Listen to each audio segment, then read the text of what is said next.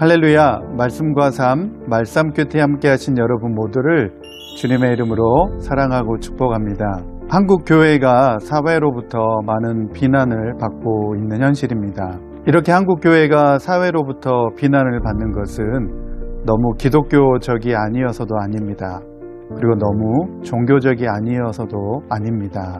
교회가 교회답지 않고 기독교가 기독교답지 않을 때 바로 비난을 받는 것입니다. 그러나 우리가 더 분명하게 알아야 될 사실은 이러한 비난으로 인하여서 우리의 마음이 불편해질 것이 아니라 이러한 비난이 구체적으로 누구에게 하는 것인지 그리고 무엇을 겨냥한 것인지를 우리는 분명히 알아야 합니다. 예수 그리스도의 인격이 비난을 받고 있는 것인가? 그렇지 않습니다. 그분의 인격을 표방하면서 그리스도의 인격을 전혀 찾아볼 수 없는 그리스도인들을 비난하는 것입니다. 기독교의 본질인 사랑이 비난을 받고 있는 것인가? 그것 또한 아닙니다. 사랑을 외면한 종교인들의 외식과 교만과 형식주의가 비난을 받고 있는 것입니다. 더 나아가서 기독교의 진리의 말씀인 성경 말씀이 비난을 받고 있는 것인가? 결코 그렇지 않습니다.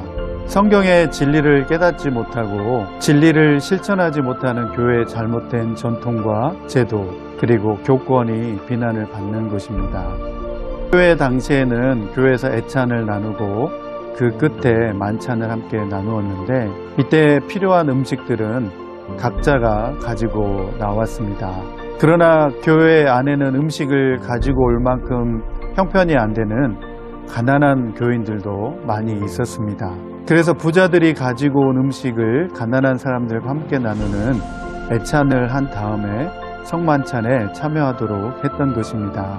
그러나 오늘 본문 말씀 가운데 나오고 있는 고린도 교회 부자들은 가난한 사람들과 함께 음식을 나누지 않고 먼저 그 음식을 모두 먹어버렸기 때문에 음식을 가지고 오지 못한 가난한 사람들은 굶을 수밖에 없었고 게다가 배부르고 술 취한 부자들의 모습을 마냥 쳐다볼 수밖에 없었던 것입니다. 이런 상황 속에서라면 예배와 성찬은 그다지 은혜로울 수가 없었습니다.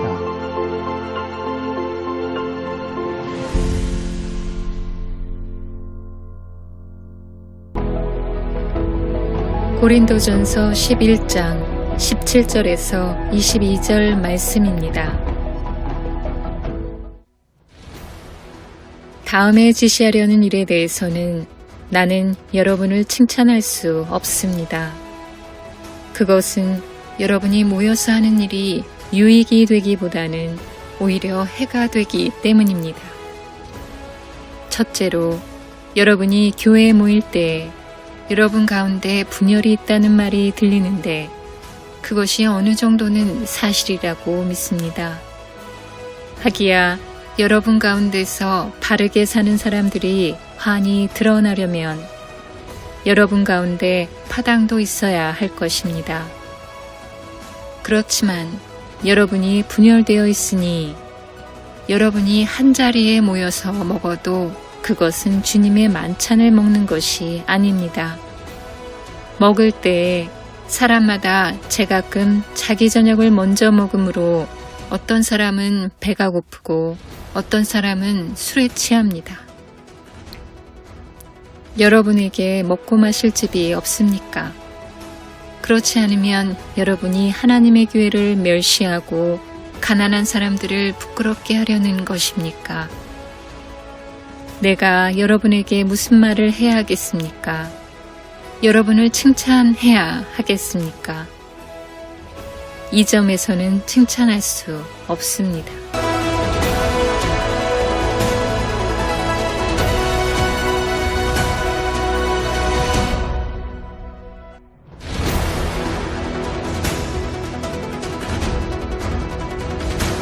초대교회 안에서 성례 전적인 성만찬은 공동 식사 다음에 진행이 되었습니다. 초기 교회의 전통만 보더라도 공동 식사와 성례전적인 만찬이 아직 하나의 통일체를 이루고 있었습니다. 그런데 이와 같은 이유로 이러한 전통에는 폐해가 생길 수밖에 없었습니다. 비교적 유복한 상당수의 교인들이 저녁 일찍이 모여서 공동 식사를 시작할 수가 있었고, 비교적 가난한 사람들은 늦게야 일이 맞춰질 수 있었기 때문에 이 공동 식사에서 제외가 되었고 남은 것을 겨우 먹을 수 있는 정도였습니다. 이러한 고린도 교회 행태를 듣고 사도 바울은 성례전적인 만찬을 주의 만찬으로 부르기를 거부한다라고 말했습니다. 그래서 사도 바울은 성만찬의 제정의 말씀을 회상시키고 있습니다. 아마도 사도 바울은 예수님의 제자 중 누구로부터 이 성만찬 전승의 이야기를 듣고 고린도 교회에 전달해주고 있는 것 같습니다.